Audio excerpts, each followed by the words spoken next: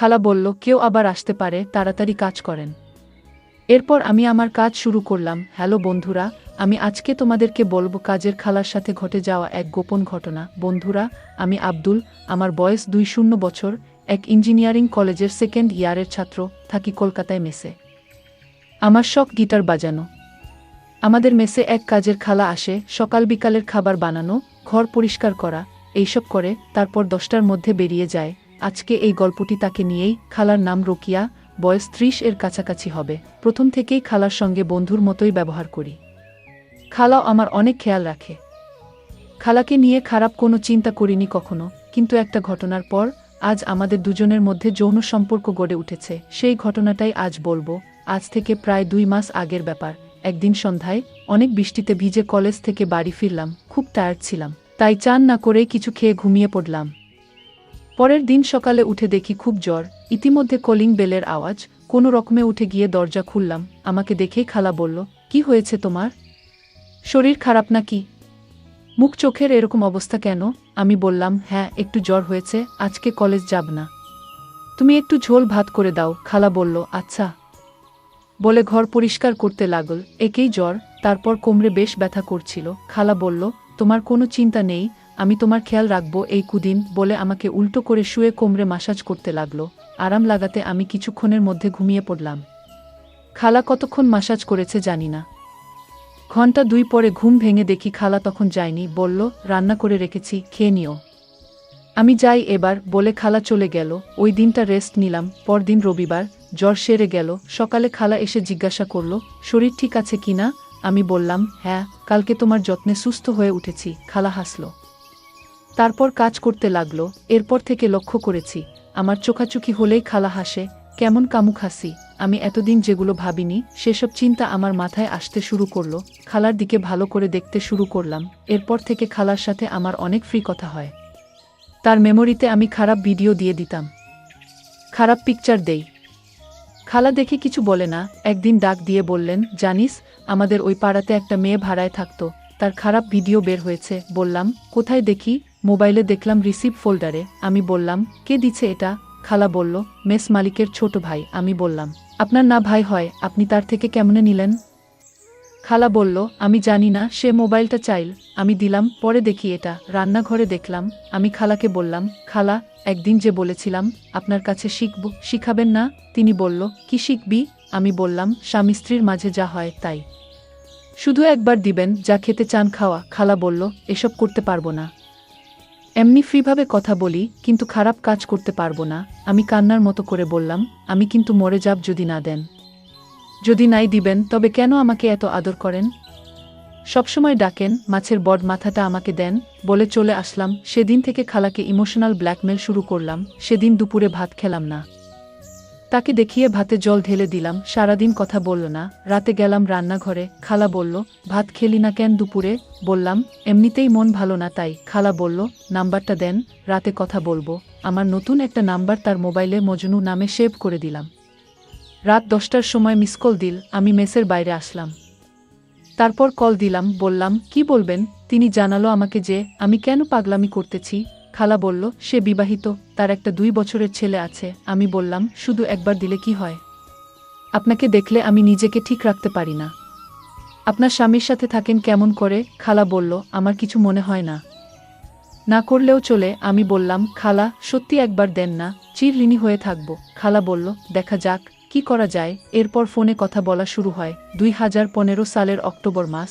কিছুদিনের জন্য মেস বন্ধ দিবে। খালাকে বললাম, খালা, আপনি আমার সাথে প্রায় 1 বছর কথা বলতেছেন, দিবেন দিবেন করে দিতেছেন না কেন? তিনি বলল, ভয় করে, যদি কেউ জানতে পারে তবে লজ্জায় মুখ দেখাতে পারবো না। 10 দিনের জন্য মেস বন্ধ হবে, তাই খালাকে গরম করে তুলতেছি বিভিন্ন কৌশলে। 10ই অক্টোবর খালাকে কল দিয়ে বললাম, দেখুন, আমি আপনাকে পছন্দ করি এবং ভালোবাসি।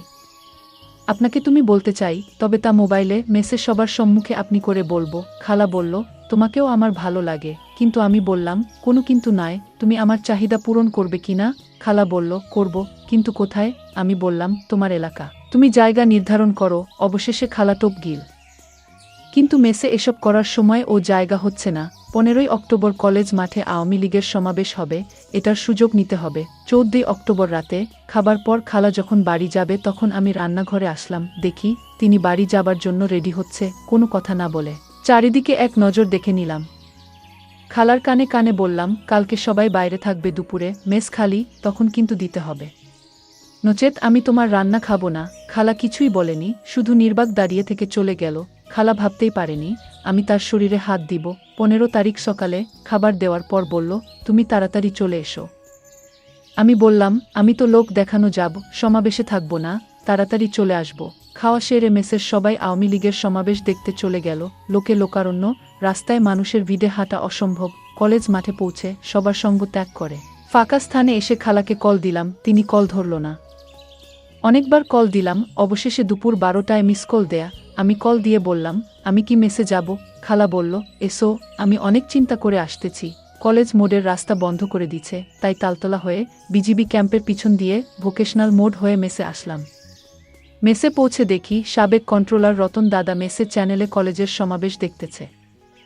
আমি বললাম, দাদা কখন এলেন বাড়ি থেকে? ও বলল, আসলাম 1 ঘন্টা আগে। কলেজ মাঠে যা ভিড়, তাই মেস এসে টেলিভিশনের সমাবেশ দেখে বিকালে বাড়ি যাব। আমি বললাম, দেখেন, আমি আমার রুমে গিয়ে খালাকে কল দিলাম। খালা রিসিভ করলে। আমি বললাম, জানু তুমি বলো কেন যে রতনদা আসছে? খালা বলল, আসছে তো কি হয়েছে, এত অস্থির হও না, আজকে তোমাকে দিব, কথা দিলাম। আমি বললাম, কি করে দেবে? খালা জানালো, তোমার চাহিদা পূরণ করব রাতে, তুমি তৈরি থেকো। আমি বললাম, কেমনে, কখন দিবে, কোথায় দিবা? খালা বলল, সন্ধ্যা 7টার সময় তুমি মেসের পাশের পুকুর পাড়ের ঝুপে গিয়ে আমায় ফোন দিবা। আমি বললাম, আচ্ছা। আমি সন্ধ্যা 6:30 রান্নাঘরে গেলাম, খালাকে বললাম, মনে আছে তো? আর মাত্র 3 মিনিট বাকি আছে, আমায় মিস কল দিবেন, আমার মেসে থাকার দরকার নাই, বাইরে আছি। 7টার সময় কল দিলাম। খালা বলল, আরেকটু সবুর করো, তরকারি রান্না বসায় দিয়ে যাচ্ছি, একটু অন্ধকার হোক। আমি 1 ঘন্টা যাবৎ ঝুপে বসে মশার কামড় সঙ্গে করছি। 7:30 এ খালা কল দিল। আমি কেটে কল ব্যাক করলাম। তিনি বললেন, কোথায়? আমি বললাম, ঝোপের আড়ালে, শীঘ্র আসো। 5 মিনিট পর খালা আসলো। আমি তাকে টেনে ঝোপের আরও আড়ালে নিয়ে গেলাম। তিনি শরম পেয়ে বলল, আজ না, পরে আর একদিন হবে। আমি খালা শুনলাম না। খালা বলল, কেউ আবার আসতে পারে, তাড়াতাড়ি কাজ করেন এবারে। আমি খারাপ কাজ করা শুরু করি। কিছুক্ষণ পর মজা নেয়া হয়ে গেলে আমি ওখান থেকে চলে যাই। খালা ও তার কাজ চলে যায়। আমি ওখান থেকে মেসে না গিয়ে দোকান গেলাম।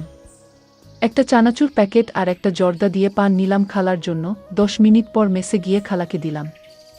দেখি খালা লজ্জা পাচ্ছে, আমিও লজ্জা পাচ্ছি। এরপর থেকে 2 বছর পর্যন্ত আমরা মজা করতাম, তারপর আমি মেস চেঞ্জ করে নেই। যাই হোক, আজকের ভিডিওটি এই পর্যন্ত। যদি আমাদের ভিডিওগুলি ভালো লাগে তাহলে লাইক, কমেন্ট এবং শেয়ার করুন। আর সবার আগে ভিডিও পেতে আমাদের চ্যানেলটাকে সাবস্ক্রাইব করুন এবং পাশে আসা বেল আইকনটি অল করে দিন। তুমি যখন কাজে যাও, দুলাভাই তখন আমাকে বলে, চলো আমরা রুমে গিয়ে গল্প করি, সিনেমা দেখি। তুমি বাসায় না থাকলেই দুলাভাই শুধু আমায় তার রুমে ডাকে আর বলে, আমার মাথায় কেমন জানি ঝিনঝিন করে ব্যথা করছে, একটু মাথায় মালিশ করে দে তো, তাহলে হয়তো মাথার ব্যথাটা কমে যেতে পারে। দুলাভাই বলে, তোর বোন তো সারাদিন অফিসের কাজে থাকে, আমার দেখাশোনা তোকে করতে হবে। 11 বছরের ছোট বোনের মুখে এমন কথা শুনে থমকে দাঁড়ায় মিতু। বোনকে কাছে টেনে নিয়ে মাথায় হাত বুলিয়ে জিজ্ঞাসা করে, হেনা বইনা আমার, কি কও এইসব? উনি তোমার ভাইয়ের মতো, তোমারে অনেক স্নেহ করে। সেই দিন তুমি কাজে যাওয়ার পর দুলাভাই আমারে কইল, হেনা পানি দে। আমি পানি নিয়া যাইতেই আমাকে বলল, তোরে অনেক টাকা দিমু, তুই স্কুলে গিয়ে ফুচকা খাবি, বন্ধুদের নিয়ে ঘুরতে পারবি, তুই শুধু আমার একটা কথা রাখবি। দুলাভাই কি বলতে তা না শুনেই আমি চলে এলাম। মিতু চমকে উঠল, কি শুনছে ছোট বোনের মুখে এইসব? একমাত্র ছোট বোন হেনা। বাবা মা ছোট থাকতেই মারা যায়, বাসায় বাসায় কাজ করে দুজনের পেট চালাতো মিতু। একদিন শাকিলের সাথে পরিচয়। শাকিল ছিল কেয়ারটেকার, সেই বাসায় কাজ করত মিতু। প্রথম লজ্জায় কথা বলতে পারত না শাকিলের সাথে। আস্তে আস্তে দুজনের প্রেম গড়ায়, তারপর বিয়ের পর থেকেই হেনা ওদের কাছে। 1 বছর হয়েছে মিতু আর শাকিলের বিয়ে। মিতু সকাল হলেই রান্না সেরে চলে যায় কাজে। শাকিল যে বাসার কেয়ারটেকার, সে বাসায় ঘর উঠিয়ে থাকতে দিয়েছে মালিক, তাই শাকিল সারাদিন বাড়িতে থাকে। হেনাকে একটা স্কুলে ভর্তি করেছে মিতু, সকাল থেকে বোটা পর্যন্ত স্কুল, বাকিটা সময় ঘরের টুকটাক কাজ করে।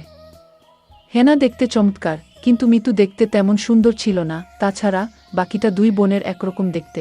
কিন্তু ইদানিং হেনা একটু বেড়ে উঠেছে। 12 বছরে পা দিয়েছে সেদিন। শাকিল দিন দিন হেনার দিকে অন্যরকম দৃষ্টিতে চেয়ে থাকে, যেটা হেনা পছন্দ করত না। মিতু কাজে গেলেই এটা ওটার বাহানায় রুমে ডাকে হেনাকে শাকিল। হেনাকে দিয়ে শাকিল তার সুকেসের চাবি দিয়ে বলে, তুই সুকেস থেকে আমার হিসেবের খাতাটা এনে দে তো। মাঝে মাঝে বলতো, দেখ, হিসাব করতে করতে আমার মাথা ব্যথা শুরু হয়ে গেছে, একটু মাথাটা ম্যাসাজ করে দে, তাহলে ব্যথাটা হয়তো কমে যাবে। দুলাভাই আমার কপালে হাত দিয়ে বলল, তোর শরীর এত গরম কেন? দেহি দেহি, কাছে আয়, তোর জ্বর আইলো নাকি? হেনা বলল, না, শরীরের জ্বর নেই, গরমের যে তাপমাত্রা পড়ছে এমনি শরীর গরম থাকে। হেনা তার দুলাভাইয়ের বাহানা বুঝতে পারে, তাই তো কিছু না বলে দৌড়াতে দৌড়াতে বাইরে চলে আসে, অপেক্ষা করে বুবুর জন্য।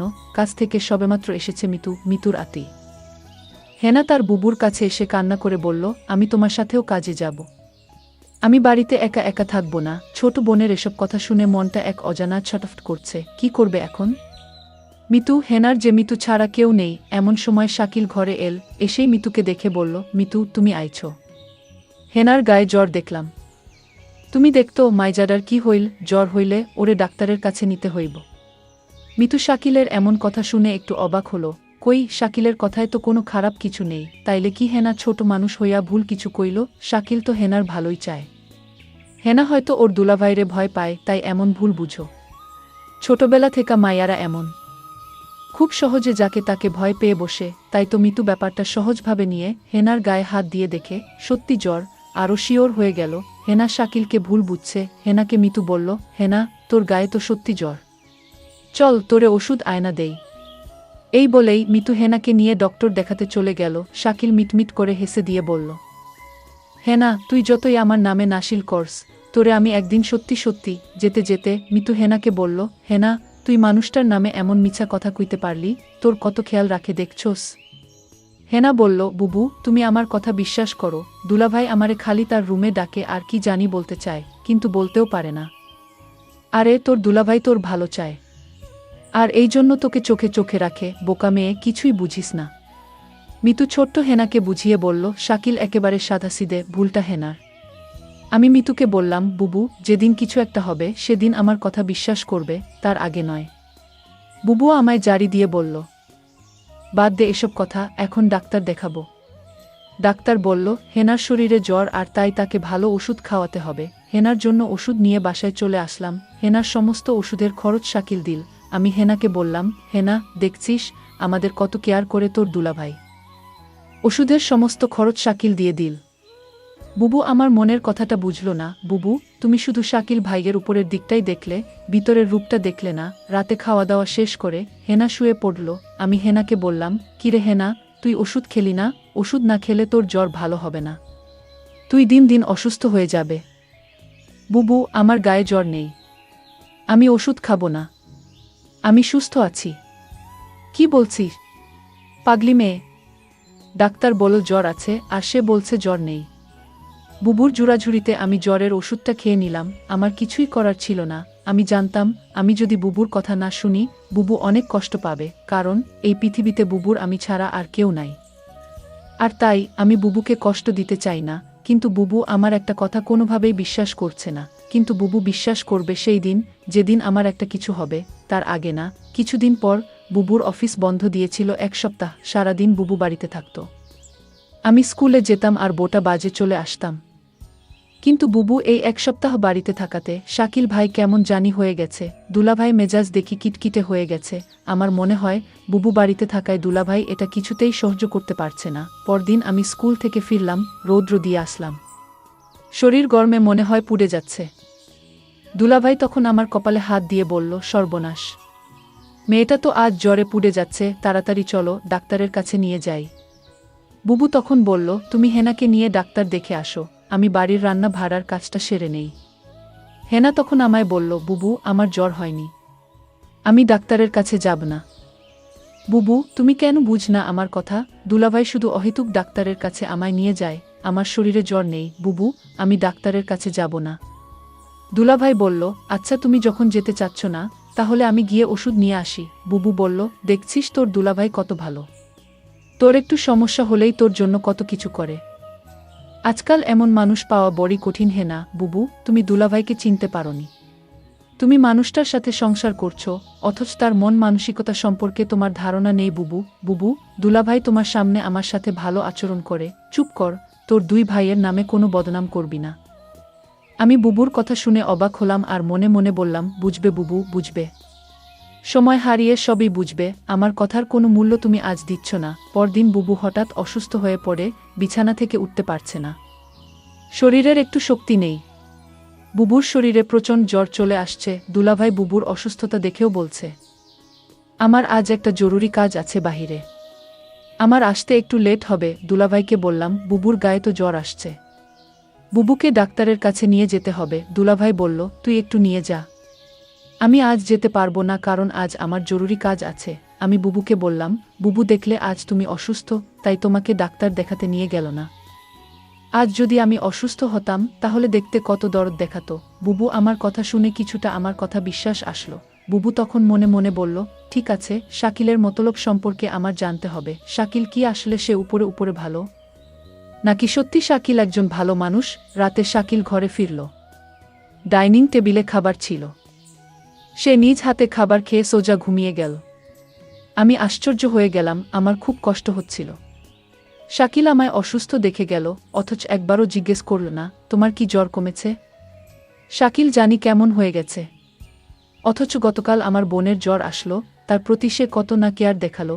এসব চিন্তা করতে করতে আমার রাতে ঘুম হচ্ছিল না।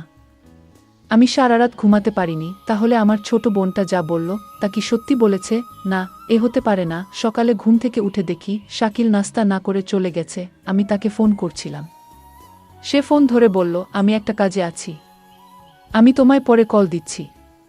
আমি তখন শাকিলকে বলতে চেয়েছিলাম, শাকিল, আমার 2 দিন ধরে জ্বর, আমার জন্য কিছু ওষুধ নিয়ে এসো। সেটা বলার আগেই সে ফোন কেটে দিল। আমি ভাবলাম কিছুক্ষণ পর আবার ফোন দিব। প্রায় 2 ঘন্টা পর আমি শাকিলকে ফোন করলাম। আমি বললাম, 2 দিন ধরে আমি অসুস্থ, তুমি আমার খোঁজ রাখনি কেন? শাকিল বলল, আরে আমি এই 2 দিন একটু বিজি ছিলাম, তাই কোনো খোঁজ রাখতে পারিনি। তারপর আমি বললাম, যদি পারো তাহলে আমার জন্য কিছু ওষুধ নিয়ে এসো। ঠিক আছে ঠিক আছে, আমি নিয়ে আসব। এখন ফোন রাখো। আমার মনে হলো আমি তাকে ফোন দিয়ে বিরক্ত করেছি। একদিন রাতে শাকিল ঘুমাচ্ছিল। হঠাৎ মধ্যে রাতে দেখি শাকিলের রুমে নাই। আমি রুমের চারদিক ভালো করে খুঁজতে লাগলাম, কোথাও শাকিলকে দেখতে পাইলাম না। তারপর দরজা খুলে রুম থেকে বের হয়ে দেখলাম হেনার দরজার কাছে গিয়ে হেনাকে ডাকছে। আমি বললাম, শাকিল, তুমি হেনাকে ডাকছো কেন? শাকিল আমাকে দেখে চমকে গেল। শাকিল বলল, আর বলো না, হেনার ঘরে আমার ল্যাপটপটা রাখা ছিল, তাই হেনাকে ডাকছি। কারণ ল্যাপে অনেক হিসাব পড়ে রয়েছে, তা আজ রাতে শেষ করে অফিসে জমা দিতে হবে। শাকিল, তুমি আমার সাথে মিথ্যা বলো না। আমি জানি তুমি জব করো না, আর তাহলে তোমার অফিসে কিসের কাজ? মিতু, তুমি আমার মুখের উপর তর্ক করো না। আমি যা বলছি তাই সত্যি। আমি নতুন একটা অফিসে জব নিয়েছি। আমি তার সাথে আর কথা বাড়ালাম না। শাকিলের প্রতি আমার সন্দেহের মাত্রাটা বেড়ে চল। এখন শাকিলকে আমার তেমন বিশ্বাস হয় না। কখন কি করে বসে তার কোনো ঠিক নেই। আমি শাকিলকে বললাম, যেহেতু তুমি একটা চাকরি পেয়েছ, তাহলে আমার আর কাজের দরকার কি? আমি না হয় বাসায় থাকলাম, তুমি চাকরি করো। শাকিল তখন আমায় ধমকে সুরে বলল, তোমার যে বোন রয়েছে তার লেখাপড়ার খরচ কি আমি দিব? তুমি তোমার কাজ করো, আমি আমার কাজ করি। শাকিলের কথা শুনে বুঝতে পারলাম তার আসল চেহারাটা বের হয়ে আসছে ধীরে ধীরে। আমি বললাম, ঠিক আছে শাকিল, তোমার কোনো চাকরি করতে হবে না, আমি তো আছি। দেখলাম শাকিল অনেক খুশি হয়ে গেল। পরদিন আমি কাজে চলে গেলাম। বাড়িতে হেনা আর শাকিল। আমার এই দিন কাজে কিছুতেই মন বসছিল না। কারণ আমার খুব চিন্তা হচ্ছিল আমার বোনটাকে নিয়ে। আমি যেখানে কাজ করতাম সেই মালিককে বললাম, আজ আমায় একটু আগে ছুটি দিয়ে দেন, আমার বাসায় একটু সমস্যা। মালিক বলল, ঠিক আছে, আজ তোমাকে আগে ছুটি দিয়ে দিব। কোনোরকম অফিসের সময়টা গেল। আমার ডিউটি হচ্ছে সকাল 8টা থেকে রাত 8টা। কিন্তু আজ আমি বিকাল 4টায় ছুটি নিয়ে বাসায় চলে আসলাম। বাসায় এসে দেখি বাড়িতে কেউ নাই, একদম নিস্তব্ধ। আমি হেনাকে ডাকছি, হেনা কোথায় তুই? আবার শাকিলকে ডাকছি, শাকিল কোথায় তুমি? আমি কারো সাড়া শব্দ পেলাম না। সমস্ত বাড়ি খুঁজছিলাম, কাউকে দেখতে পাচ্ছিলাম না। শুধু একটা জায়গা বাকি ছিল, আর সেই জায়গাটা হলো বাথরুম। আমি বাথরুমের দিকে গেলাম। গিয়ে যা দেখলাম তা দেখে আমার মনে হচ্ছিল আমার দম আটকে গেল। আমি দেখলাম হেনা একপাশে পড়ে আছে। আমি দৌড়ে কাছে গিয়ে হেনাকে ডাকলাম, হেনা বোন আমার, তোর কি হয়েছে? হেনার কোনো সাড়া শব্দ নেই। চিৎকার করে হেনাকে ডাকছি, এই হেনা উঠ। তোর কি হয়েছে বোন? আমি কথা দিচ্ছি, আমি আর কোনোদিন তোরে বাসায় একা রেখে কাজে যাব না, লক্ষ্মী বোন আমার, তুই উঠ। আমার সাথে রাগ করিস না। হেনার মুখ দিয়ে কোনো কথাই বের হচ্ছিল না। একটা সময় বুঝতে পারলাম হেনা আর নেই। হেনা আমার সাথে অভিমান করে চলে গেছে। হেনা মরে গেছে। আমি কাঁদছিলাম আর বলছিলাম, হেনা বোন আমার, তুই একবার উঠে। এই যে আমি কথা দিচ্ছি, এখনই তোকে নিয়ে অন্য কোথাও চলে যাব। হেনা আমার কথা শুনছিল না। শুনবে কি করে? সে তো মরে গেছে। আমি হেনার হাতে একটা চিঠি দেখতে পেলাম। চিঠিটা তার হাত থেকে নিয়ে খুলে দেখলাম, চিঠিতে লেখা ছিল, বুবু, তুমি আমার কথা বিশ্বাস করছিলে না। আমি অনেক কষ্ট নিয়ে দুনিয়া থেকে চলে গেলাম। এর কারণ হলো আমার দুলাভাই। বুবু, তুমি আমাকে ক্ষমা করে দিও। আর তোমার প্রতি একটা অনুরোধ, তুমি শাকিলকে ছেড়ে চলে যেও। তা না হলে আমার আত্মা শান্তি পাবে না। আমার আর বুঝতে বাকি রইল না কেন হেনা দুনিয়া ছাড়ল, কি ঘটেছিল। আমার বোন ঠিকই বলেছিল, বুবু, তুমি সময় হারিয়ে সব বুঝবে। আজ আমার বোনের কথার ফল আমি পেয়ে গেলাম, কিন্তু আমি এর শেষ দেখে ছাড়ব। আমি শাকিলকে খুঁজতে লাগলাম। আমি শাকিলকে কোথাও খুঁজে পাচ্ছিলাম না। তারপর আমার বোনের হাতে চিঠি দিয়ে শাকিলের নামে মামলা করলাম। শাকিলের সারা জীবনের জেল হয়ে গেল। বন্ধুরা, আমি কষ্ট করে তোমাদের জন্য গল্প তৈরি করি। যদি গল্পটি ভালো লাগে তাহলে ভিডিওতে একটি লাইক করে পাশে থাকবেন। আর এরকম নতুন নতুন গল্প পেতে আমার চ্যানেলটি সাবস্ক্রাইব করে পাশে থাকবেন। ধন্যবাদ। শিল্পা সঙ্গে সঙ্গে আমায় কিস করল প্রায় 5 মিনিট। তারপর যা হলো শুনলে আপনার প্যান্ট ভিজে যাবে। আজকে আমি বলবো আমার প্রেমিকা ও তার বান্ধবীর সাথে ঘটে যাওয়া গল্প। আমি শুভ, বিএসসি কমপ্লিট করে এমএসসির জন্য ট্রাই করছি। আমার গার্লফ্রেন্ড নার্সিং পড়ছে লাস্ট ইয়ার। আমাদের গ্রামে বাড়ি। আমার গ্রাম আর আমার গার্লফ্রেন্ডের গ্রাম পাশাপাশি। ওর নাম রিমি। আমাদের ক্লাস 9 থেকে প্রেম। ও খুব সুন্দরী দেখতে। আমাদের মধ্যে কোনোদিন ওই কিস ছাড়া তেমন কিছু হয়নি। আসলে আমার ইচ্ছা ছিল, কিন্তু ও কোনোদিন চাইতো না। সবসময় বলতো বিয়ের পর। এমএসসিতে ভর্তি হওয়ার জন্য খুব চাপে ছিলাম।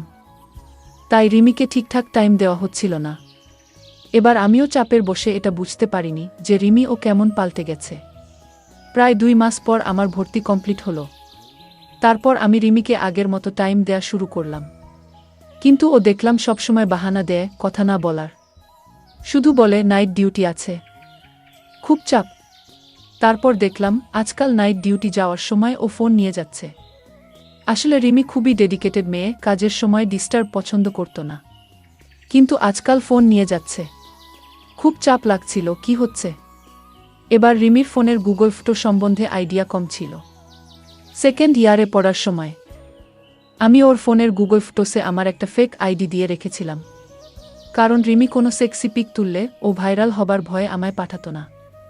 ওইসব পিক পাওয়ার জন্য আমি ওই গুগল ফটোসে আমার ফেক আইডি দিয়ে অটো ব্যাকআপ চালু করে রেখেছিলাম। এবার বর্তমান দিনে আসি। আমি যখন দেখলাম রিমির ব্যবহারে কিছু পরিবর্তন আসছে, তখন আমি ওই গুগল ফটোসে আমার ওই ফেক আইডি দিয়ে লগ ইন করলাম। এবার গুগল ফটোসে ডেট অনুযায়ী ফটো দেয়া থাকে। দেখলাম লাস্ট 1 সপ্তাহে রিমি অনেক মেকআপ করে পিক তুলেছে, কিন্তু আমায় তো পাঠায়নি এগুলো। এবং দেখলাম ডিউটি গেছে বেশ সেজে গুজে। এবার এইসবের মাঝে একটা ছেলের ছবি, ডাক্তারের কোট পরে। পিকটা ওপেন করতেই দেখলাম নিচে লেখা আছে ক্যাপ্টরেড বাই দাদা সোহেল। প্রথমেই ভাবলাম তার মানে রিমি এই ডাক্তারের সাথে কিছু চালাচ্ছে। তারপর ভাবলাম রিমি ওরকম মেয়ে নয়, আমি ওকে 10 বছর চিনি। কিন্তু মনে সন্দেহ রয়ে গেল। রাতে খেয়ে একটা বিডি নিয়ে রিমিকে কল করলাম। ও ফোন ধরে বলল নাইট ডিউটি চলছে এবং খুব চাপ, বলে ফোন কেটে দিল। আমি বিডি খেয়ে গুগল ফটোস খুলে ওই অ্যাকাউন্টটা চেক করতে শুরু করলাম। দেখলাম একটা নতুন ফটো আপডেটেড হয়েছে। ক্লিক করতেই দেখলাম রিমি ওই ডাক্তার সোহেলকে জড়িয়ে ধরে আছে। ফটোর নিচে ডেট দেয়া আছে গতকাল 4টা। পিকটা দেখেই চোখ থেকে জল বেরিয়ে গেল। ভাবলাম রিমিকে ফোন করে উত্তাল গালাগাল করি। কিন্তু তারপরেই একটা পিক আপডেটেড হলো গুগল ফটোসে আজকের ডেটে। এবং সেই পিকে রিমি হাসপাতালের একটা বেডে শুয়ে আছে আর ডাক্তার সোহেলকে জড়িয়ে ধরে। টাইমটা দেখলাম 10টা।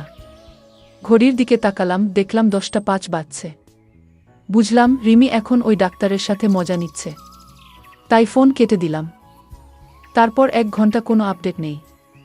1 ঘন্টা টানা বিড়ি খেয়ে কাটালাম। হঠাৎ রাত 12টার সময় দেখি একটা ভিডিও আপলোড হলো।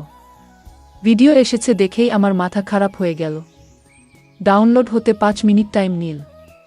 তারপর ভিডিওটা চালু করলাম। দেখলাম ভিডিওটা শ্যুট হয়েছে হাসপাতালের বেডের পাশে, যে হার্ট রেট দেখানোর মেশিন থাকে তার পাশে ফোন রেখে। আর দেখলাম ওই ডাক্তারটা রিমির সাথে খারাপ কাজ করছে। রিমি কষ্টে খুব ছটপট করছিল, আর ওই ডাক্তার রিমির মুখ চেপে ধরে রেখেছে। আমার অনুযায়ী এটা রিমির প্রথম, তাই। কিন্তু ভিডিওটা শেষ হতেই আমার খুব কান্না পেল। নেক্সট দিন ওর কলেজ হাসপাতালের সামনে চলে গেলাম, মাথা ঠান্ডা করে পুরো ব্যাপারটা জানতে। কিন্তু রিমি কলেজের গেটের বাইরে এলো না। ও বলল ওর শরীর খারাপ। তখনই হঠাৎ শিল্পা হলো রিমির বেস্ট ফ্রেন্ড। ও আমাকে দেখেই মাথা নিচু করে নিল। তারপর আমি ওর সামনে গেলাম আর বললাম, চলো একটা সিগারেট খাই। আমি জানতাম শিল্পা সিগারেট খায়। এর আগে আমি, রিমি, শিল্পা একসাথে বেরোলেই সিগারেট খেতাম আমি আর শিল্পা। রিমি সিগারেট খেত না। সিগারেট জ্বালিয়ে আমি শিল্পাকে জিজ্ঞেস করলাম, কতদিন চলছে রে এসব? ও চোখ বড় বড় করে আমার দিকে তাকালো। ও বলল, কিসের কথা বলছিস? আমি বললাম, রিমি যা করছে আশা করি তোরা জানিস। ও অনেকক্ষণ না জানার ভান করল। তারপর বলল, ও কদিন খুব পর্ন দেখছে। তারপর কাল রাতে ও ফার্স্ট ইন্টারকোর্স করেছে। তুই কি জানিস? আমি বললাম, জানি। শিল্পা বলল, তোর খারাপ লাগছে না? আমি বললাম, একটু লাগছে, কিন্তু ও যদি মজা পেয়েছে তাহলে ও কি করছে আমি সব জানতে চাই। শিল্পা বলল, দেখ, ও ওই ডাক্তারের সাথে অনেকটা সময় কাটায়, এবার তাই হয়তো ওদের মধ্যে কিছু শুরু হয়েছে। তবে ও কিন্তু তোকে ভালোবাসে। আমি বললাম, চল ময়দান যাই, একটা করে বিয়ার খাবো। ও রাজি হলো। ময়দান এগিয়ে দুজনে বিয়ার খেলাম। তারপর শিল্পা বলল, রিমি ভুল করছে জানি, কিন্তু আমি ঠিক করে দেব, তুই চাপ নিস না। আমি বললাম, শিল্পা, তোকে কিস করব। শিল্পা বলল, এখানে? আমি বললাম, তাহলে তোর আমায় কিস করতে কোনো প্রবলেম নেই। শিল্পা লজ্জায় পড়ে গেল। শিল্পা বলল, দেখ, তোকে আমি খুব ভালোবাসি, কিন্তু বেস্ট ফ্রেন্ডের বয়ফ্রেন্ড, তাই নিজেকে কন্ট্রোলে রাখি। আমি বললাম, আমিও তোকে খুব ভালোবাসি। শিল্পা সঙ্গে সঙ্গে আমায় কিস করল প্রায় 5 মিনিট। তারপর আমি সঙ্গে সঙ্গে একটা ওলা বুক করলাম, আর ড্রাইভারকে বললাম, পিছনে তাকাবে না, 500 টাকা এক্সট্রা দেব। তারপর আমরা দুজন গাড়ির ভেতর খারাপ কাজ করলাম। আমি আনন্দে পাগল হয়ে গেলাম। তারপর আমরা দুজনের রুমে চলে গেলাম এবং আমরা এখন থেকে সবসময় ফোনে কথা বলতাম। আমরা মাঝে মধ্যে দেখা করতাম আর হোটেলে গিয়ে আমরা আমাদের চাহিদা মেটাতাম। শিল্পা আমাকে একদিন ওর রুমে নিয়ে গেল। রুমে কেউ নেই। আমরা রুমে গিয়ে বসলাম। তখন রাত 8টা বাজে। রুমে আমরা সামনাসামনি বসলাম ও বিভিন্ন বিষয়ে গল্প করছি। আমরা রাতের খাবার হোটেল থেকে নিয়ে এসে খেয়ে নিলাম।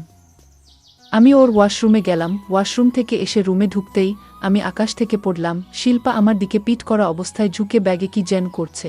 আগে কখনোই এমনভাবে শিল্পাকে দেখিনি। আমাকে দেখে শিল্পা ঝট করে পিছনে তাকিয়ে এগিয়ে এসে আমায় ধরে বলল, কি হলো? কি হলো? আমি বললাম, কি করছিলে? ও বলল, ড্রেস চেঞ্জ করব, ড্রেস খুঁজছিলাম। তারপর শিল্পা একটা নিয়ে গিয়ে বাথরুমে চেঞ্জ করে ফ্রেশ হয়ে এল। তারপর আমরা সারারাত ধরে দুজনে খুব মজা করলাম এবং সকালে উঠে আমি আমার রুমে চলে গেলাম। এইভাবে আমাদের সম্পর্ক চলতে থাকলো। কিন্তু হঠাৎ একদিন রিমি জানতে পেরে গেল। কিন্তু শিল্পার উপর রাগ করল না। কিছুদিন পর আমার জন্মদিন এলো।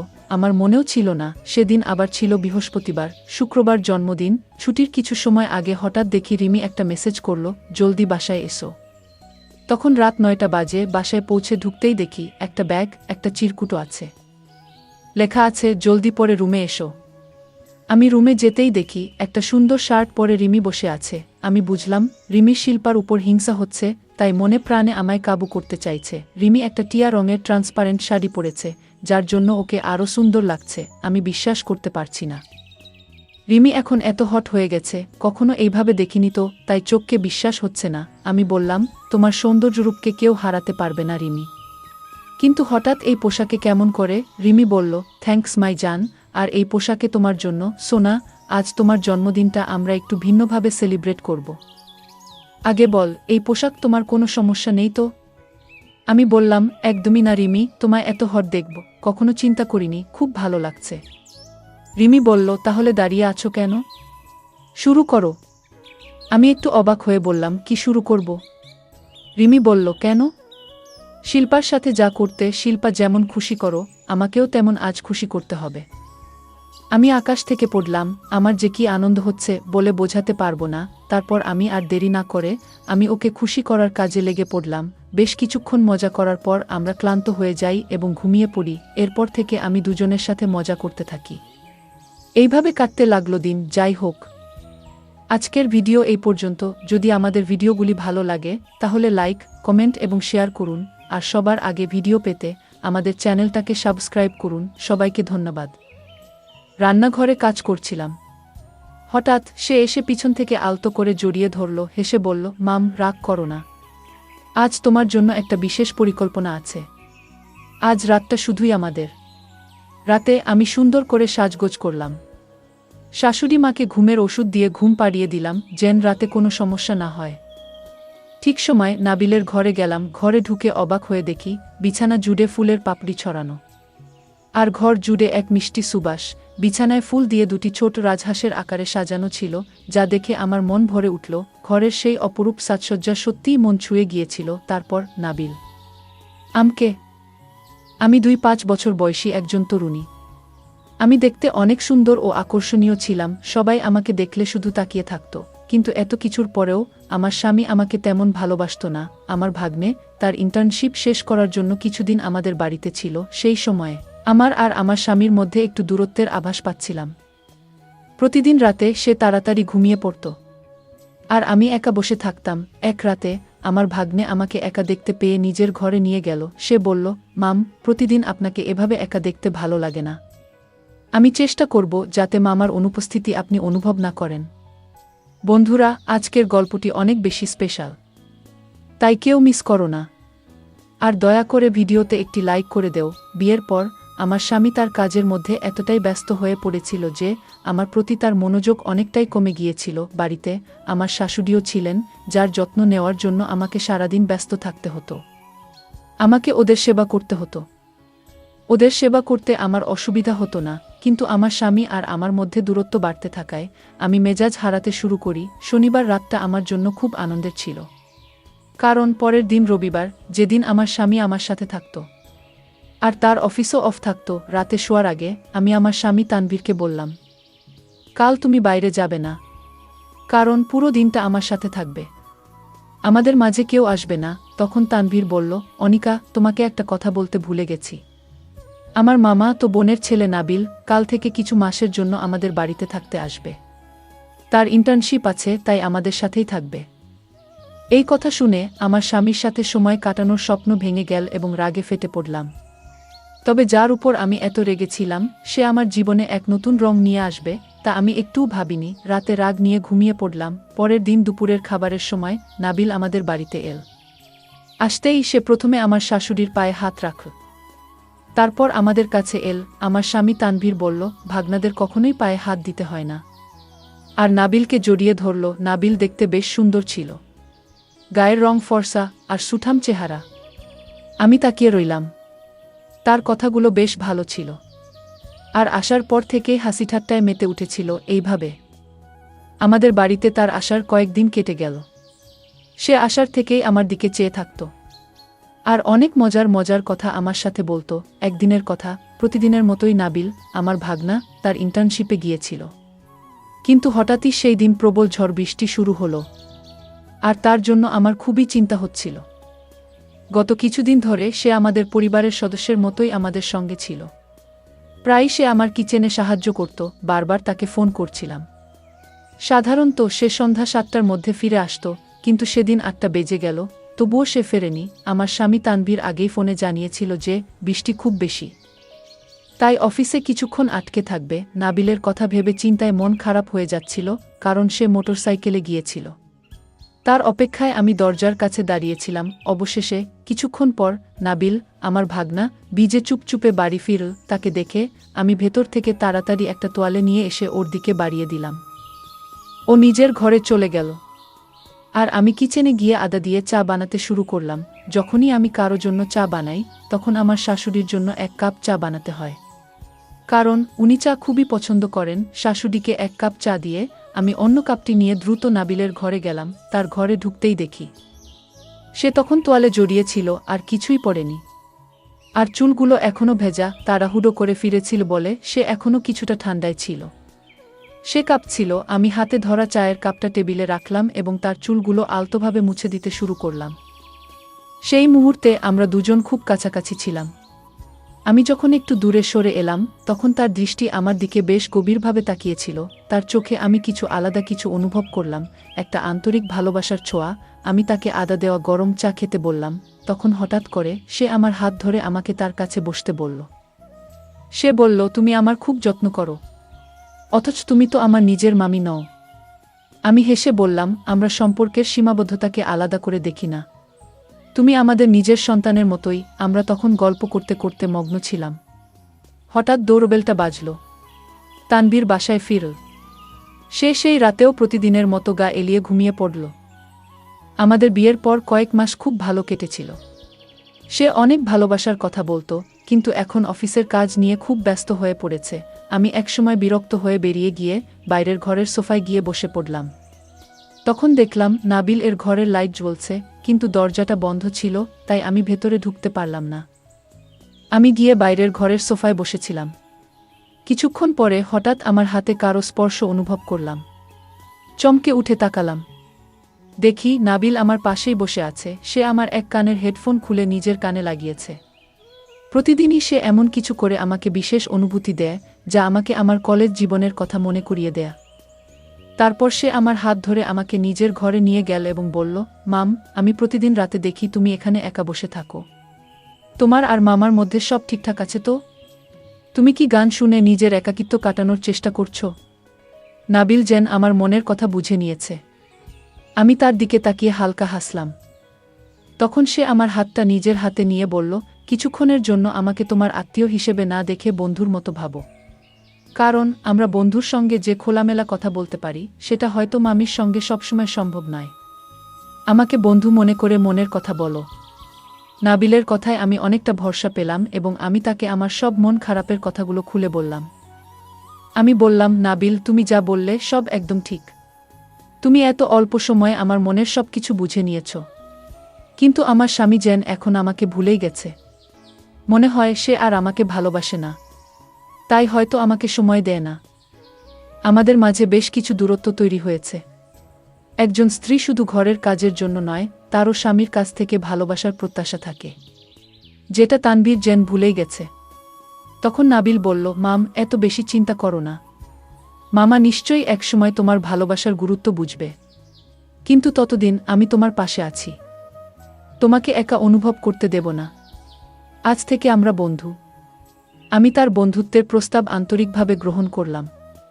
তারপর সে আমার মোবাইলে গান চালিয়ে দিল এবং আমরা একসঙ্গে একটি হেডফোনে গান শুনতে লাগলাম। তার ঘরের বিছানায় বসে গান শুনতে শুনতে আমি কখন যে তার কাঁধে মাথা রেখে ঘুমিয়ে পড়েছিলাম বুঝতেই পারিনি। হঠাৎ দরজায় টোকা পড়ে সেই আওয়াজে আমার ঘুম ভাঙল। দেখি আমি তার কাঁধে হাত রেখে ঘুমিয়ে আছি তার ঘরে। আমি সঙ্গে সঙ্গে সরে গেলাম। নাবিল দরজা খুলতেই দেখি বাইরে শাশুড়ি মা দাঁড়িয়ে আছে। আমি তৎক্ষণাৎ বাথরুমে লুকিয়ে পড়লাম, যাতে শাশুড়ি মা আমাকে দেখতে না পান। শাশুড়ি মা চলে যাওয়ার পর আমি চুপচাপ নিজের ঘরে ফিরে এলাম। সেই রাতে আমার অনিচ্ছাকৃত উপস্থিতি নাবিলের মনে কিছুটা গভীর ছাপ ফেলেছিল, যদিও আমি তখন এর গুরুত্ব বুঝিনি। পরদিন সকালে আমার স্বামী অফিসে চলে গেল, কিন্তু নাবিল বাড়িতেই ছিল। আমি যখন তাকে তার টিফিন দিলাম, সে বলল, আজ আমার ছুটি। আমি কারণ জানতে চাইলে সে আমার কানে বলল, এই ছুটি শুধু তোমার জন্যই নিয়েছি মাম। বন্ধু হিসেবে আজ সারাদিন তোমার সঙ্গে সময় কাটাবো। সেই দিন নাবিল আমার সঙ্গে সারাদিন কাজের সহযোগিতা করল এবং সন্ধ্যায় বাইরে আমাকে আমার প্রিয় স্থানে নিয়ে গেল। রাতে আমার স্বামী আমাকে জানালো যে সে পরের এক সপ্তাহের ছুটি নিয়েছে। সে বলল তার কলেজের 2 বন্ধুর বিয়ে রয়েছে এবং একই শহরে এক বন্ধুর বিয়েতে 3 দিন কাটাবে। তানভীর বলল, আমার বন্ধুর বিয়েতে যাচ্ছি এবং কেউ তার স্ত্রীকে নিয়ে যাচ্ছে না, তাই তোমাকেও নিয়ে যেতে পারবো না। তানভীরের এই কথায় আমার মন খারাপ হয়ে গেল, কারণ তার সাথে কিছুটা সময় কাটানোর সুযোগ ছিল। কিন্তু মনে হলো সে আমার অনুভূতির দিকে বিশেষ নজর দেয় না। বিয়ে হয়ে গেলেও যেন সে অবিবাহিতদের মতো জীবন কাটাতে চায়। পরের দিন তার বন্ধুরা তাকে নিতে এল এবং পরবর্তী ৮ দিনের জন্য আমার স্বামী বাড়ি থাকবে না। যাওয়ার আগে সে নাবিলকে বলল, তোমার মামি আর দিদার ভালোভাবে যত্ন নিও। নাবিল সম্মতি দিলেও তার চোখের দৃষ্টি দেখে মনে হলো যেন আমার স্বামী আমার বাড়ির চাবি তুলে দিয়ে যাচ্ছিল এমন একজনকে, যাকে সে পুরোপুরি বিশ্বাস করে না। তানভীরের অনুপস্থিতিতে নাবিল আমার প্রতি যে অনুভূতি তা আস্তে আস্তে প্রকাশিত হতে শুরু করেছিল, যদিও আমি তা বুঝতে পারিনি। আমার স্বামী চলে যাওয়ার পর আমি বিশ্রাম নেওয়ার জন্য নিজের ঘরে চলে গেলাম। কিছুক্ষণ পর আমি চাদর গায়ে মুড়িয়ে শুয়েছিলাম। তখনই নাবিল আমার ঘরে এল। সে এসে দরজা বন্ধ করল এবং আমার পাশে বসে বলল, অনিকা মাম, ঘুমিয়ে পড়েছ নাকি? তোমার জন্য একটা বিশেষ চমক আছে। এই বলে সে মৃদু হেসে আমাকে জানালো যে সঠিক সময়ে সে তার ছুটি নিয়েছে, যেন আমার সঙ্গে কিছুটা আনন্দের সাথে সময় কাটাতে পারে। নাবিল বলল, আমি তোমার জন্য বিশেষ কিছু পরিকল্পনা করেছি। তাড়াতাড়ি তৈরি হয়ে নাও, আমাদের বাইরে যেতে হবে। আমি বারবার জিজ্ঞেস করছিলাম, আমরা কোথায় যাচ্ছি? কিন্তু সে কিছুতেই বলছিল না। শুধু বলল, দিদাকে বলে দাও যে তুমি বন্ধুদের সাথে একটি অনুষ্ঠানে যাচ্ছ। সন্ধ্যার আগেই ফিরে আসবে। বাইরে বৃষ্টি পড়ছিল, তাই সে আমাকে তার সাথে নিয়ে যেতে চাইল। শাশুড়ি মা আমাকে যেতে অনুমতি দিলেন। কিন্তু আমিও জানতাম না ঠিক কোনো অনুষ্ঠানে যাচ্ছি। আমি অনেক সুন্দর করে একটু সেজেছিলাম। আমার সাজ দেখে নাবিল অবাক হয়ে তাকিয়ে থাকলো আর বলল, মাম, আজকে তো আপনাকে অনেক সুন্দর আর আকর্ষণীয় লাগছে। নাবিল আমাকে তার বাইকে নিয়ে বেরিয়ে পড়ল। পথের মাঝে একটি শহরের সাইনবোর্ড দেখে আমি বললাম, তুমি কি আমাকে এই শহরে নিয়ে যাচ্ছ? কথাটা শোনা মাত্রই সে বাইক থামিয়ে সাইডে নিয়ে ব্রেক চাপল, আর আমি তার উপর পড়ে গেলাম। পড়ে যাওয়ার ভয়ে আমি শক্ত করে তাকে ধরলাম। বাইকে আমি তার অনেক কাছাকাছি বসেছিলাম। বাইক থামানোর পর নাবিল হেসে বলল, মাম, তুমি বেশ চালাক। ঠিকই ধরেছ। আজ তোমাকে শহরে নিয়ে যাচ্ছি একদিনের জন্য। ঘরে বসে থাকতে থাকতে তোমার মনটা ভার হয়ে গেছে, তাই কিছুটা তাজা হাওয়া দরকার। তাই তোমাকে এখানে নিয়ে এসেছি। কয়েক ঘন্টার মধ্যেই আমরা শহরে পৌঁছালাম। সেখানে আমি অনেক আনন্দ করলাম। আমরা বিভিন্ন জায়গায় একসাথে ঘুরলাম। কিছু মুহূর্ত এমন এল যখন অজান্তেই আমরা আরও কাছে চলে এলাম। আমি অজান্তেই নাবিলের হাত ধরে ফেলেছিলাম। হয়তো অনেকেই আমাদের দেখে ভুল করে কাপড় মনে করছিল। আমরা ভাবলাম নাবিল তোর স্বামী। কিছু বান্ধবী নাবিলের আশেপাশে জড় হয়ে তার সঙ্গে কথা বলতে লাগল। নাবিলও কথাবার্তায় বেশ পটু ছিল। ঠিক তখন আমার এক ঘনিষ্ঠ বান্ধবী আমার কাছে এসে তার সমস্যার কথা বলল। সে বলল, আজকাল আমার স্বামী আমার প্রতি আগের মতো মনোযোগ দেয় না। যদি সে আমার ভালোবাসাকে বুঝত। আমার বান্ধবী বলল, তোমার কদর করে না, তার জন্য কষ্ট পাওয়ার কি দরকার? আমি নিজের জন্য একজন সঙ্গী খুঁজে নিয়েছি, নাবিলের মতোই একজন, যে তারুণ্যে ভরা এবং সুদর্শন। কয়েক মাস ধরে তোমার সোশ্যাল মিডিয়ায় কোনো নতুন ছবি দেখিনি। হয়তো তুমিও বিবাহিত জীবনে একটু একঘেয়েমি অনুভব করছো। যখন তোমার সামনে আরও আনন্দের সম্ভাবনা রয়েছে, তখন কেন পুরনো চিন্তায় পড়ে আছো? তোমার স্বামী যদি তোমার যত্ন না নেয়, তাহলে নাবিলের মতো কারো সাথে জীবনে নতুন সুখ খুঁজে নিতে পারো। আমি লক্ষ্য করেছি যে নাবিল তোমার প্রতি খুব আন্তরিক। চারপাশে অন্য সবার মাঝে থেকেও তার দৃষ্টি কেবল তোমার দিকেই ছিল। তাহলে আর দেরি কিসের? আমার বান্ধবীর এই কথাগুলো আমাকে ভাবিয়ে তুলল। রাতে আমি নাবিলকে আমার ঘরে ডেকে নিলাম। সে আসার পর আমি নিজেকে একটু বিশেষভাবে প্রস্তুত করেছিলাম, যেন বিয়ের প্রথম রাতের মতো। আমাকে এভাবে সাজানো অবস্থায় দেখে সে কিছুটা অপ্রস্তুত হয়ে মাথা নিচু করে ঘর থেকে বেরিয়ে যেতে চাইল। আমি তার হাত ধরে তাকে থামিয়ে দিলাম। তাকে বললাম, নাবিল, আর এই লুকোচুরি বন্ধ করো। আমি জানি তুমি কি অনুভব করছো, তাই আর মিথ্যা ভান করো না। আমি জানি তুমি আমাকে অনেক ভালোবাসো, তাই আর এইসব কথা লুকাতে হবে না। আমি এখন সব বুঝতে পেরেছি। সে বলছিল, মামি, তুমি তো আগে থেকে সাজগোজ করে বসে আছো।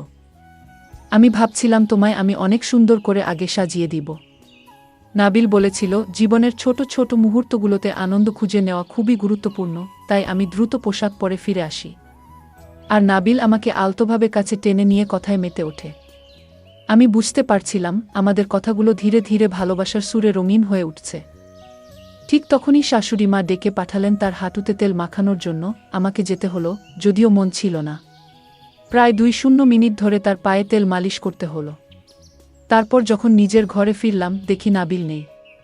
তার ঘরে গিয়ে দেখি সে ঘুমিয়ে পড়েছে। পরের দিন সকালে আমি একটু অভিমানী দৃষ্টিতে নাবিলের দিকে তাকালাম। রান্নাঘরে কাজ করতে করতে সে পিছন থেকে এসে আমাকে জড়িয়ে ধরল। হাসি মুখে বলল, মাম, রাগ করো না। আজ তোমার জন্য একটি বিশেষ চমক রেখেছি। আজ রাতটা শুধু আমাদের হবে। রাতে আমি ভালোভাবে সাজগোজ করলাম। শাশুড়ি মাকে ঘুমের ওষুধ খাইয়ে দিলাম, যাতে তিনি রাতে ডিস্টার্ব না করেন। নির্ধারিত সময়ে নাবিলের ঘরে গেলাম। ঘরে ঢুকে অবাক হয়ে দেখি বিছানায় ফুলের পাপড়ি ছড়ানো আর সুন্দর সুবাসে ঘর ভরে আছে। দুটি ছোট রাজহাঁস আকারে সাজানো ছিল এবং তার এই ব্যবস্থাপনা সত্যিই আমাকে মুগ্ধ করেছিল। এরপর কিভাবে নাবিল আমাকে আরও খুশি করবে, তার জন্য আমি অধীর আগ্রহে অপেক্ষা করছিলাম। ঘরের সাজসজ্জা দেখে সত্যিই মুগ্ধ হয়েছিলাম, কিন্তু কোথাও নাবিলকে দেখতে পাচ্ছিলাম না। এমনকি বাথরুমেও খুঁজে দেখলাম, কিন্তু সেখানেও সে নেই। তার ফোনেও যোগাযোগ করা সম্ভব হলো না। তখন মনে হলো হয়তো সে মজার ছলে আমাকে বিরক্ত করেছে। ধীরে ধীরে আমার মেজাজ খারাপ হতে লাগল। তখন হঠাৎ আমার নজর পড়ল তার বিছানার উপরে থাকা একটি চিঠিতে। ভেবেছিলাম হয়তো এটা কোনো বিশেষ চমক হবে, কিন্তু চিঠি খুলে পড়ার পর আমার সমস্ত আশা এক মুহূর্তে ভেঙে গেল। নাবিল সেই চিঠিতে লিখেছিল, মাম, আসলে আমি আপনার কোনো আত্মীয় নই। আমার মামা মামি অন্য একটি শহরে থাকেন। এই শহরে দুটি এলাকার নাম প্রায় এক, এবং আমি ভুলবশত আপনার বাড়িতে চলে এসেছিলাম। কাকতালীয়ভাবে আপনার আসল ভাগ্নেও সেই সময় আসার কথা ছিল। আমি আসার পর আপনি আমাকে নাবিল বলে ডাকতে শুরু করলেন। আর আমার মামা মামিও আদর করে আমাকে এই নামেই ডাকতেন। আমার মামা মামির চেহারা কখনো দেখিনি, তাই আপনাকেই আমার নিজের মনে করেছিলাম। কিছুদিন পর আমার মায়ের মেসেজ পেলাম, যেখানে তিনি জানালেন আমার আসল মামা মামি কয়েকদিনের জন্য গ্রামে গেছেন। মা আমাকে মামার ছবি পাঠানোর পর আমি বুঝতে পারলাম যে আপনি আমার আত্মীয় নন, তবে মাম, আপনি সবসময় আমার জন্য অনেক যত্ন নিয়েছেন। আমি জানতাম আপনার বিবাহিত জীবনে কিছু অসন্তোষ আছে, কিন্তু এই বিষয়ে মামার সাথে কথা বলতে পারিনি। তাই আমি ভেবেছিলাম কিছু সময়ের জন্য আপনাকে খুশি করার চেষ্টা করব। আমার উদ্দেশ্য শুধুমাত্র আপনাকে একটু ভালো রাখা, এবং কোনো ভুল কিছু করার প্রশ্নই ওঠে না, কারণ আমি সবসময় আপনাকে আমার মামি মনে করেছি। যতটা সম্ভব আমি আপনাকে খুশি করার চেষ্টা করেছি। এবার আমাকে ক্ষমা করবেন, কারণ আমি কোনো অনুচিত কিছু করতে পারবো না। আপনি যে ভালোবাসা আমার মধ্যে খুঁজছিলেন, সেটি আপনার স্বামীর মধ্যে খুঁজে দেখার চেষ্টা করুন। যেমনভাবে আপনি আমার সঙ্গে আপনার মন খুলে কথা বলেছেন, তেমনি একবার মামার সাথেও খোলামেলা কথা বলুন। আমি নিশ্চিত তিনি আপনার ভালোবাসাকে বোঝার চেষ্টা করবেন। নাবিলের এই চিঠি পড়ে বুঝলাম সে আমাদের ভাগনা ছিল না। আমি এসব ভাবছিলাম, ঠিক তখনই আমার স্বামীর ফোন এলো। তানভীর খুব ভীত হয়ে বলল, অনিকা, আজ রাতে মাকে তোমার ঘরে নিজের কাছে রেখো। দুজনে ঘরের দরজা বন্ধ রেখো। কিছুক্ষণ আগে আমার ফোনে দিদির আমেরিকা থেকে মেসেজ এসেছে যে তার ছেলে কয়েকদিনের জন্য আমাদের এখানে আসবে, কিন্তু কোনো কারণে সে আসতে পারছে না। নেটওয়ার্ক সমস্যার কারণে দিদি আমার সাথে যোগাযোগ করতে পারেননি। আজ সকালে দিদির মেসেজ পাওয়ার পর জানতে পারলাম আমাদের আসল ভাগনা এই শহরে আসেনি। গত কয়েকদিন ধরে আমাদের বাড়িতে যে নাবিলের নাম করে থাকছিল, সে আসলে এক প্রতারক। তুমি কোনো চিন্তা করো না, আমি রওনা দিয়েছি এবং শীঘ্রই বাড়ি পৌঁছে তাকে পুলিশের হাতে তুলে দেব। আমার স্বামীর কথা শুনে বুঝলাম নাবিল আসলে ভুল করে আমাদের বাড়িতে চলে এসেছিল। তবে সে আমার প্রতি কোনো খারাপ দৃষ্টি দেয়নি, বরং সে আমাকে অনেক কিছু শিখিয়েছে এবং আমার জীবনের সামান্য কিছু আনন্দের মুহূর্ত এনে দিয়েছে।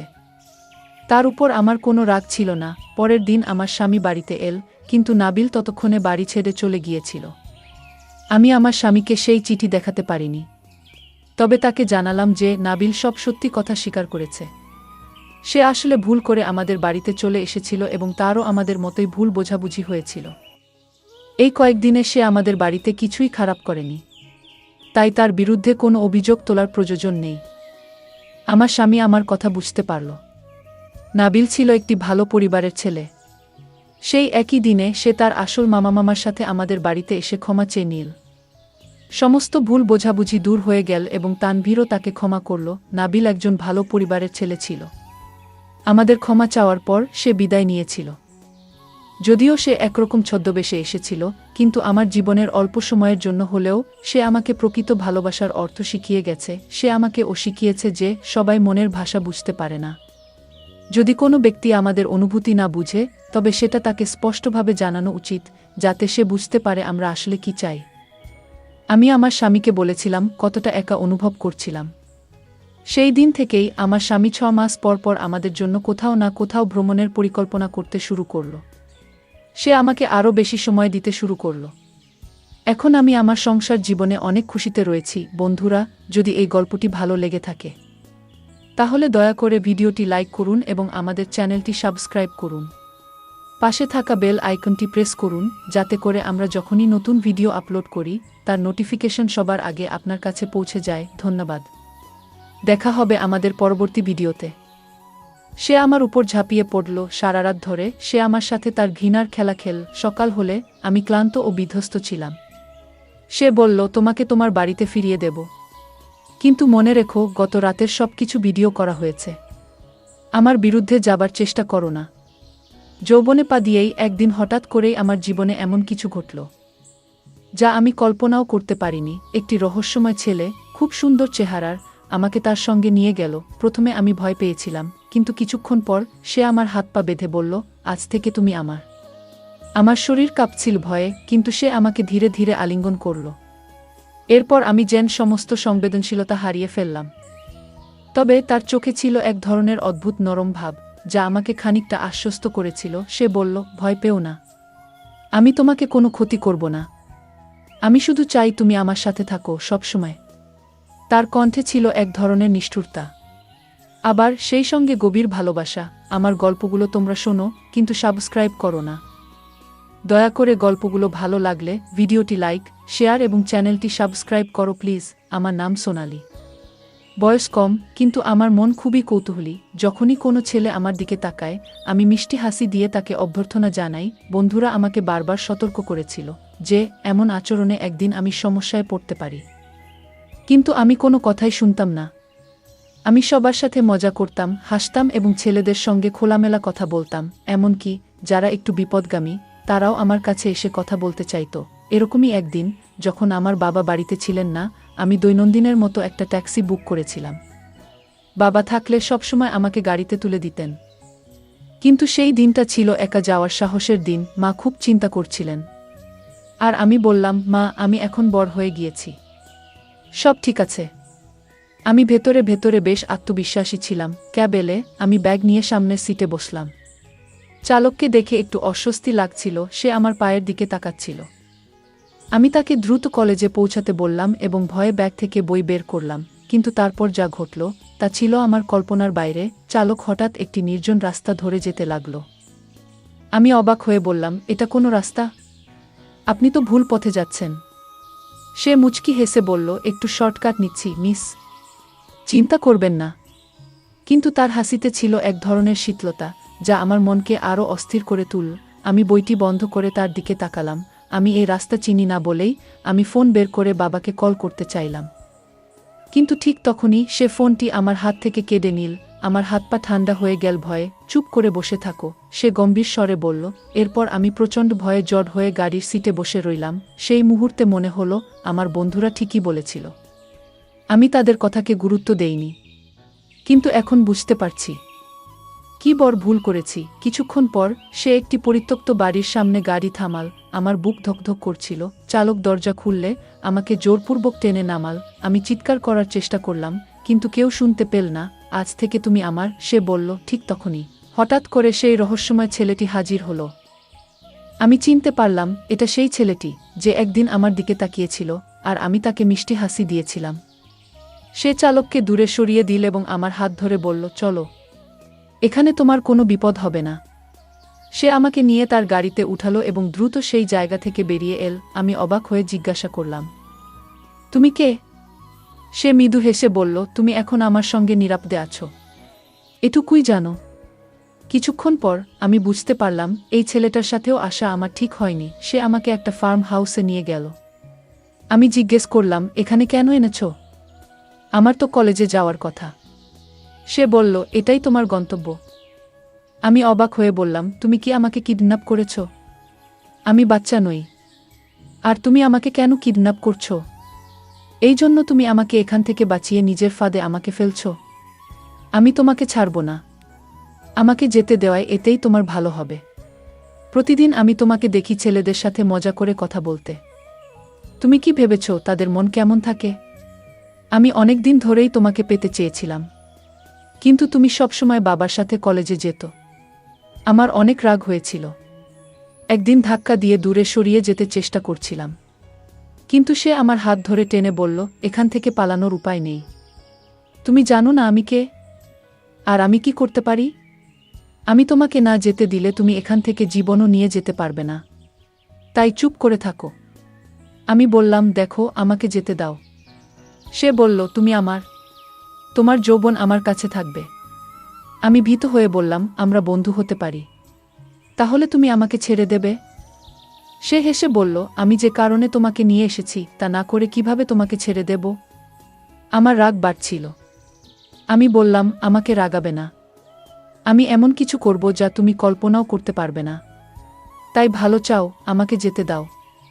সে আমার উপর ঝাঁপিয়ে পড়ল। আমি তার ঘাড়ে কামড় দিলাম, কিন্তু সে আমার হাত ধরে রাখল। আমি ছেলেদের দেখে হাসি, তাই বলে আমি কাউকে আমার কাছে আসতে দিতাম না। কথা বলা আর স্পর্শ করা সম্পূর্ণ ভিন্ন। আজ আমি তাকে এটা বোঝাবো, সে আমাকে চুম্বন করতে চায়।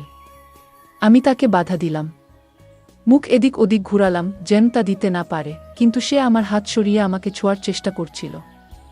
সে ঘুরে এসে তার শক্তি প্রদর্শন করল এবং আমার পায়ের কাছে এসে ঘৃণার খেলা দেখাতে শুরু করল।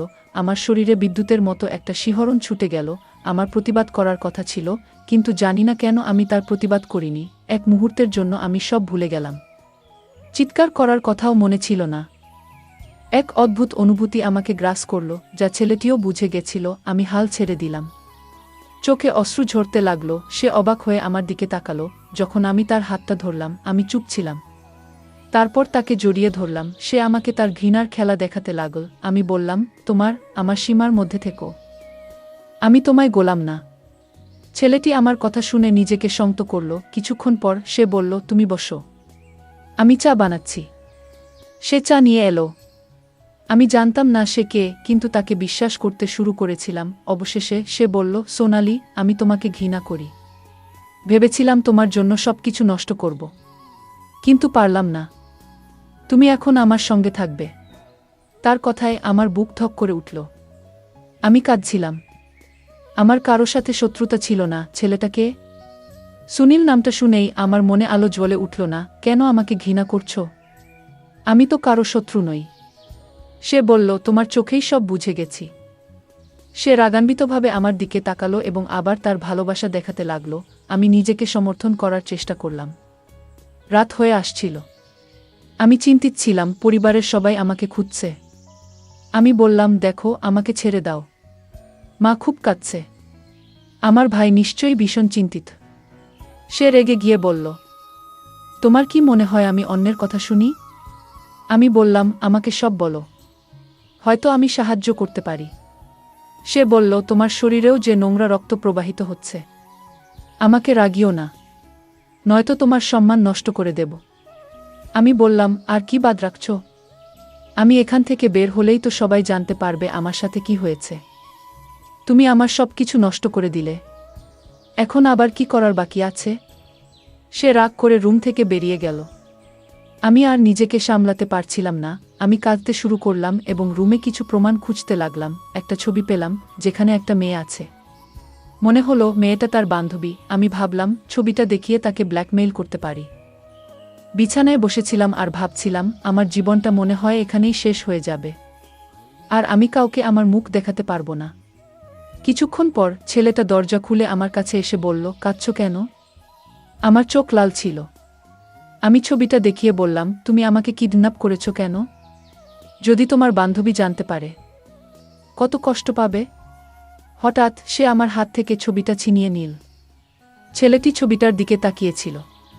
তার চোখ ভিজে গেল। আমি ওর কাছে এসে জিজ্ঞেস করলাম, কি হয়েছে? সে বলল, এই ছবিতে যে আছে সে আমার বোন হয়। তারপর সে বলল, চলো ডাইনিং টেবিলে বসি। আমি জিজ্ঞেস করলাম, তোমার বোনের বিয়ে কি হয়ে গেছে? সে উত্তরে বলল, আমার বোন আর বেঁচে নেই, আর তার মৃত্যুর জন্য তোমরাই দায়ী। আমার চোখে জল এসে গেল। আমি বললাম, কি বলছো? আমি তোমার বোনকে চিনি না।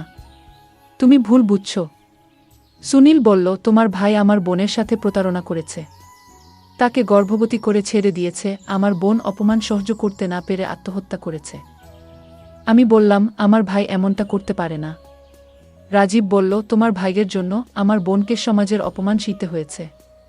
তাই আমি প্রতিশোধ নিতে চেয়েছি। তোমাকে অপমান করতে চেয়েছিলাম। আমি বললাম, তুমি যা খুশি কর, কিন্তু আমি তোমার সন্তানের মা হতে রাজি আছি। তোমার বোনের মতো আমি আত্মহত্যা করব না। তারপর আমি রুমে চলে এলাম, রাগে আমি কাঁপছিলাম। আমি তার রুমে এসে বললাম, তোমার বোনের মৃত্যু ফেরানো সম্ভব নয়, কিন্তু সব দোষ আমার ভাইয়ের নয়, তোমার বোনেরও ছিল। সে আমার উপর ঝাঁপিয়ে পড়ল, তার সমস্ত ঘৃণা প্রকাশ করল। আমি বাধা দিইনি, তার ব্যথা মুছে ফেলতে চেয়েছিলাম। সারা রাত ধরে সে আমার সাথে তার ঘৃণার খেলা খেল। সকাল হলে আমি ক্লান্ত ও বিধ্বস্ত ছিলাম। সে বলল, তোমাকে তোমার বাড়িতে ফিরিয়ে দেব, কিন্তু মনে রেখো, গত রাতের সব কিছু ভিডিও করা হয়েছে। আমার বিরুদ্ধে যাবার চেষ্টা করো না। আমাকে তার গাড়িতে করে বাড়ি নিয়ে এলো। বলল, তুমি নামো, কিন্তু আমি তোমার বাড়ির ভেতরে আসব। আমি অবাক হয়ে গেলাম। সে আমার সাথে ভেতরে ঢুকল। বাবা, মা, ভাই সবাই আমাকে দেখে প্রশ্ন করতে লাগল, কোথায় ছিলে সারা রাত? সুনীল আমার ভাইকে বলল, আমার বোনকে যারা কষ্ট দিয়েছে তাদের শাস্তি দেওয়া হয়েছে। আমার ভাই অবাক হয়ে বলল, তুমি কি করে আমার বোনের কাছে এলে? সুনীল বলল, তোমার বোনের জীবন নষ্ট করেছি, এখন এটাই তোমাদের শাস্তি। আমি নিজেকে আত্মহত্যা থেকে বাঁচালাম, প্রতিশোধ নেওয়ার পরিকল্পনা না করেই। আমার মা এসে জিজ্ঞেস করলেন, এটা কি নিষ্ঠুর? আমি বললাম, এই লোকটি আমার সাথে যা করেছে তা কোনোমতেই সঠিক নয় মা। আমি সুনীলকে ভালোবাসতে শুরু করেছি। যদিও সে আমাকে তার ভাইয়ের অপরাধের জন্য দোষারোপ করেছিল এবং তার সাথে প্রতিশোধ নিতে চেয়েছিল, কিন্তু সেদিন সে আমার সাথে এসব বাধ্য হয়েই করেছিল। কারণ তার মাথায় শুধু তার বোনের মৃত্যুর প্রতিশোধ ঘুরছিল, কিন্তু সে আমার সাথে ভালো ব্যবহারই করেছিল। আর এখন আমার সাথে যা হয়েছে, এসব সবাই জানতে পারলে আমাকে মরা ছাড়া কোনো উপায় পাওয়া যাবে না। আমি তার প্রেমে পড়েছি। আমার কথা শুনে আমার মা অবাক হয়ে গেল আর বলল, সুনীল কি রাজি হবে? আমি বললাম, হ্যাঁ, মনে হয় রাজি হবে। কারণ সেদিন রাতের এসব ঘটনার পর আমি তার চোখে আমার প্রতি ভালোবাসা দেখেছি। তারপর আমার মা বলল, দেখো, তোর যা ভালো মনে হয়। কয়েকদিন পর সুনীল আমাদের বাড়িতে আসলো। আমি তাকে দেখে অবাক হয়ে গেলাম, আর তাকে দেখে কান্না চলে আসলো। আমি কাঁদছিলাম। আমার কান্না দেখে সুনীল আমার হাত ধরে বলল, সোনালি, আমিও তোমায় ভালোবাসি, কিন্তু আমার বোনের মৃত্যুর কারণে আমি প্রতিশোধ চেয়েছিলাম। তোমার ভাইয়ের জন্য আমি কষ্ট পেয়েছি, কিন্তু তুমি নির্দোষ। আমার তোমার সাথে এসব কিছু কাজ করা ঠিক হয়নি। আমি এখন বুঝতে পারছি। আমাকে মাফ করে দিও। তোমার ভাইয়ের প্রতি রাগ আমি তোমার কাছে দেখিয়েছিলাম। আমাকে মাফ করে দিও। তার চোখে জল ছিল। আমি বললাম, তাহলে এখন কি হবে? সে বলল, আমরা দুজনেই একে অপরকে ভালোবাসি, বাকি শুধু বিয়ে করা। আমরা দুজনেই বাড়ি থেকে বেরিয়ে গেলাম, আর আমার পরিবারের সদস্যরা আমাদের দিকে তাকিয়ে থাকল। এখন আমি খুশি, কারণ যার কারণে আমার জীবনটা নষ্ট হওয়ার পথে ছিল, সেই আমার জীবনটা ঠিক করে দিল। আমরা বিয়ে করে চেয়েছিলাম, এখন আমরা একসঙ্গে সুখে সংসার করছি। সে আমাকে অনেক ভালোবাসে। গল্পটা কেমন লাগলো জানাতে ভুলবে না। আরও মজার মজার রোমান্টিক গল্প শুনতে চাইলে ভিডিওটি লাইক, শেয়ার এবং চ্যানেলটি সাবস্ক্রাইব করতে এবং বেল আইকনটি টিপতে ভুলবে না। ধন্যবাদ। খালা বলল, কেউ আবার আসতে পারে, তাড়াতাড়ি কাজ করেন। এরপর আমি আমার কাজ শুরু করলাম। হ্যালো বন্ধুরা, আমি আজকে তোমাদেরকে বলবো কাজের খালার সাথে ঘটে যাওয়া এক গোপন ঘটনা। বন্ধুরা, আমি আব্দুল, আমার বয়স 20 বছর, এক ইঞ্জিনিয়ারিং কলেজের সেকেন্ড ইয়ারের ছাত্র, থাকি কলকাতায় মেসে। আমার শখ গিটার বাজানো। আমাদের মেসে এক কাজের খালা আসে, সকাল বিকালের খাবার বানানো, ঘর পরিষ্কার করা, এইসব করে তারপর 10টার মধ্যে বেরিয়ে যায়। আজকে এই গল্পটি তাকে নিয়েই। খালার নাম রোকিয়া, বয়স 30 এর কাছাকাছি হবে। প্রথম থেকেই খালার সঙ্গে বন্ধুর মতোই ব্যবহার করি। খালাও আমার অনেক খেয়াল রাখে। খালাকে নিয়ে খারাপ কোনো চিন্তা করিনি কখনো, কিন্তু একটা ঘটনার পর আজ আমাদের দুজনের মধ্যে যৌন সম্পর্ক গড়ে উঠেছে। সেই ঘটনাটাই আজ বলবো। আজ থেকে প্রায় 2 মাস আগের ব্যাপার। একদিন সন্ধ্যায় অনেক বৃষ্টিতে ভিজে কলেজ থেকে বাড়ি ফিরলাম। খুব টায়ার্ড ছিলাম, তাই চান না করেই কিছু খেয়ে ঘুমিয়ে পড়লাম। পরের দিন সকালে উঠে দেখি খুব জ্বর। ইতিমধ্যে কলিং বেলের আওয়াজ। কোনো রকমে উঠে গিয়ে দরজা খুললাম। আমাকে দেখেই খালা বলল, কি হয়েছে তোমার? শরীর খারাপ নাকি? মুখ চোখের এরকম অবস্থা কেন? আমি বললাম, হ্যাঁ, একটু জ্বর হয়েছে, আজকে কলেজ যাব না। তুমি একটু ঝোল ভাত করে দাও। খালা বলল, আচ্ছা। বলে ঘর পরিষ্কার করতে লাগল। একেই জ্বর, তারপর কোমরে বেশ ব্যথা করছিল। খালা বলল, তোমার কোনো চিন্তা নেই, আমি তোমার খেয়াল রাখবো এই কুদিন, বলে আমাকে উল্টো করে শুয়ে কোমরে মাসাজ করতে লাগলো। আরাম লাগাতে আমি কিছুক্ষণের মধ্যে ঘুমিয়ে পড়লাম। খালা কতক্ষণ মাসাজ করেছে জানি না। ঘন্টা 2 পরে ঘুম ভেঙে দেখি খালা তখন যায়নি, বলল, রান্না করে রেখেছি, খেয়ে নিও। আমি যাই এবার, বলে খালা চলে গেল। ওই দিনটা রেস্ট নিলাম। পরদিন রবিবার, জ্বর সেরে গেল। সকালে খালা এসে জিজ্ঞাসা করল, শরীর ঠিক আছে কিনা? আমি বললাম, হ্যাঁ, কালকে তোমার যত্নে সুস্থ হয়ে উঠেছি। খালা হাসল। তারপর কাজ করতে লাগল। এরপর থেকে লক্ষ্য করেছি, আমার চোখাচোখি হলেই খালা হাসে, কেমন কামুক হাসি। আমি এতদিন যেগুলো ভাবিনি সেসব চিন্তা আমার মাথায় আসতে শুরু করলো। খালার দিকে ভালো করে দেখতে শুরু করলাম। এরপর থেকে খালার সাথে আমার অনেক ফ্রি কথা হয়। তার মেমোরিতে আমি খারাপ ভিডিও দিয়ে দিতাম, খারাপ পিকচার দেই। খালা দেখে কিছু বলে না। একদিন ডাক দিয়ে বললেন, জানিস, আমাদের ওই পাড়াতে একটা মেয়ে ভাড়ায় থাকতো, তার খারাপ ভিডিও বের হয়েছে। বললাম, কোথায় দেখি? মোবাইলে দেখলাম রিসিভ ফোল্ডারে। আমি বললাম, কে দিছে এটা? খালা বলল, মেস মালিকের ছোট ভাই। আমি বললাম, আপনার না ভাই হয়, আপনি তার থেকে কেমনে নিলেন? খালা বলল, আমি জানি না, সে মোবাইলটা চাইল, আমি দিলাম। পরে দেখি এটা রান্নাঘরে দেখলাম। আমি খালাকে বললাম, খালা, একদিন যে বলেছিলাম আপনার কাছে শিখব, শিখাবেন না? তিনি বলল, কি শিখবি? আমি বললাম, স্বামী স্ত্রীর মাঝে যা হয় তাই, শুধু একবার দিবেন, যা খেতে চান খাওয়া। খালা বলল, এসব করতে পারবো না। এমনি ফ্রিভাবে কথা বলি, কিন্তু খারাপ কাজ করতে পারবো না। আমি কান্নার মতো করে বললাম, আমি কিন্তু মরে যাব যদি না দেন। যদি নাই দিবেন, তবে কেন আমাকে এত আদর করেন? সবসময় ডাকেন, মাছের বড মাথাটা আমাকে দেন, বলে চলে আসলাম। সেদিন থেকে খালাকে ইমোশনাল ব্ল্যাকমেল শুরু করলাম। সেদিন দুপুরে ভাত খেলাম না। তাকে দেখিয়ে ভাতে জল ঢেলে দিলাম। সারাদিন কথা বলল না। রাতে গেলাম রান্নাঘরে। খালা বলল, ভাত খেলি না কেন দুপুরে? বললাম, এমনিতেই মন ভালো না তাই। খালা বলল, নাম্বারটা দেন, রাতে কথা বলবো। আমার নতুন একটা নাম্বার তার মোবাইলে মজনু নামে সেভ করে দিলাম। রাত 10টার সময় মিস কল দিল। আমি মেসের বাইরে আসলাম। তারপর কল দিলাম, বললাম, কি বলবেন? তিনি জানালো আমাকে যে আমি কেন পাগলামি করতেছি। খালা বলল, সে বিবাহিত, তার একটা 2 বছরের ছেলে আছে। আমি বললাম, শুধু একবার দিলে কি হয়? আপনাকে দেখলে আমি নিজেকে ঠিক রাখতে পারি না।